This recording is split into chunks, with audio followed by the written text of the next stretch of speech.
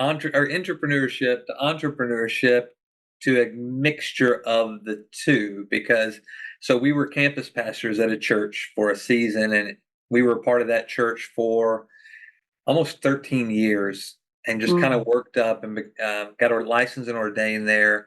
We're connected as a family. And then God said, and it was time to go and do something different. So that was the season we stepped out from that and launched our home church and learned a lot in that season. I call that our undoing season because God really changed and challenged some things in me of what church should be and we Mm. got comfortable there. So we transitioned out of an entrepreneurship into an entrepreneurship and was walking through all of that. And then in that season where I thought this is what I was made to do, then doors opened up and I end up back in a church.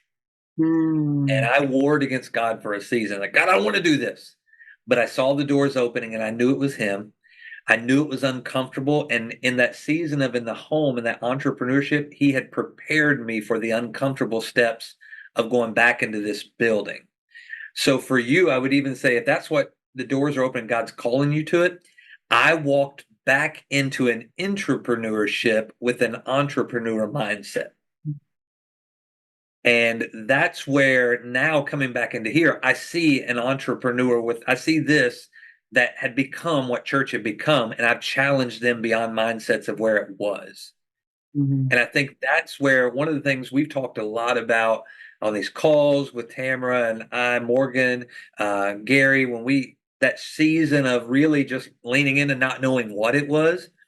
We went to a business conference later that year, got invited, and I was the pastor. I didn't know how to speak at a business conference. Why were they asking me to speak? And Tamara was like, "You're going." And it was in that moment as we were kind of in preparation, like we don't even know what to expect. And I just remember as Tamara and I was having coffee that day, it was just weeks before the conference, and God just kind of dropped this in my spirit. And he said, "You cannot prepare what you've been prepared for." And I think understanding so many times, even a season that we thought was going to be our everything, we thought was the permanent direction, Mm. sometimes he puts us through those kind of an out of the box moment so that when you come back in, you realize that was a preparation season. It wasn't your finalization season. Mhm. So Mhm. now I've come back into this building, into the church as a whole, and I've really been challenged. I'm leaning into God more than ever. I push back against this is the way it's always been done. I push back against denominations and all the things because I had to get out of it to begin to see. So I come back in with a perspective I wouldn't have had if I'd have gone from church to church.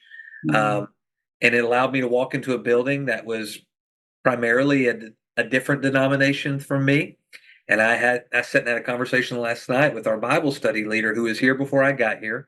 He had very denominational beliefs, and Mhm. we are having healthy discussions where we're both being challenged beyond what we knew. So what I would say is if that's where God's calling you and doors are opening, do not go back in there and just bow to the status quo because there's lessons that you've learned that people in that building have not. They've not been willing to put it all on the table and learn those hard lessons. So you have to go in understanding the value of something very different. And if God's putting you there, he's not to change you back to what you were. It's to bring that value of what you are now that you've been prepared for to help stretch them beyond the boundaries of the known. Mm. I was Yeah. going to say, Anthony, so directly connected to that is like looking at it through the lens of leverage, right? You actually have a leverage power now, Amy, that if you were to walk into any, it doesn't matter what genre, office space, headquarter, and say, hey, listen, this is what I bring to the table. This is the training that I can provide to all of the other lawyers that are here. This is the teaching. This is the education. Like, let me come in not only as somebody who's supporting the firm, but also someone that's supporting you as the leader to help them look through new eyes. And that's what Anthony has really done in that space. And so you already are setting yourself up more as a partner than you are setting yourself up as just another person, inside of their law firm. And you have leverage power to be able to teach and train those other people up because you've taken the risk.